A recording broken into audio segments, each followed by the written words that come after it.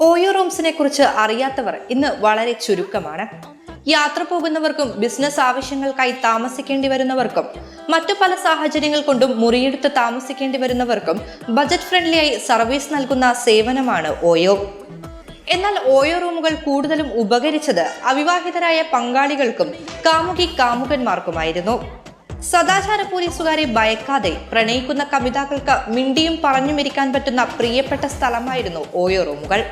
എന്നാൽ ഇതിന് തടയിടാനായി പുതിയ നയവുമായി എത്തിയിരിക്കുകയാണ് ഹോട്ടൽ ബുക്കിംഗ് പ്ലാറ്റ്ഫോമായ ഓയോ. ഇനി മുതൽ റൂമുകൾ ലഭിക്കണമെങ്കിൽ ബന്ധം തെളിയിക്കുന്ന രേഖകൾ ഹാജരാക്കണമെന്നാണ് ഓയോ വ്യക്തമാക്കുന്നത്. നിലവിൽ ഉത്തർപ്രദേശിലെ മീററ്റിൽ പ്രവർത്തിക്കുന്ന ഹോട്ടലുകളിലാണ് പുതിയ നയം പ്രാബല്യത്തിൽ വരിക. അതായത് ഇനി മുതൽ അവിവാഹിതരായ പങ്കാളികൾക്കും കാമുകന്മാർക്കും ഓയോയിൽ റൂം ബുക്ക് ചെയ്യാനാവില്ല. ഓൺലൈനിൽ റൂം ബുക്ക് ചെയ്യുന്നവർ അടക്കമുള്ളവർ ബന്ധം തെളിയിക്കുന്ന രേഖ ചെക്ക് ഇൻ സമയത്ത് സമർപ്പിക്കണമെന്ന് ഓയോയുടെ പുതുക്കിയ നിയമാവലിയിൽ പറയുന്നു. മതിയായ തിരിച്ചറിയൽ രേഖകൾ സമർപ്പിക്കാത്ത സ്ത്രീ പുരുഷന്മാരെ ഒന്നിച്ച് റൂമെടുക്കാൻ ഓയോ അനുവദിക്കില്ല. മീററ്റിലെ ഉപഭോക്താക്കളുടെ പ്രതികരണം ലഭിച്ച ശേഷം മറ്റിടങ്ങളിലേക്കും സമാന ചെക്ക് ഇൻ റൂൾ കൊണ്ടുവരുന്ന കാര്യം ഓയോ തീരുമാനിക്കും. ചെക്ക് ഇൻ റൂളുകളിൽ മാറ്റം വേണമെന്ന ആവശ്യം പല കോണുകളിൽ നിന്നും ഉയർന്നതിന് പിന്നാലെയാണ് ഓയോ നിയമാവലി പൊളിച്ചെഴുതിയതെന്നാണ് സൂചന.